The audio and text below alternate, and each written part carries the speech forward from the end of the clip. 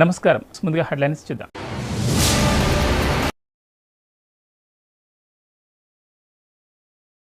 బడుగు బలహీన వర్గాల ఆశాజ్యోతి, పేదల పెన్నిధి ఆదిశీనన్న గారి జన్మదిన సందర్భంగా ఈరోజు అన్నపూర్ణ స్వచ్ఛంద సేవా సంస్థ నుండి 1000 మందికి పైగా 3 ప్లేసులలో అన్నదాన కార్యక్రమం చేయడం జరిగింది.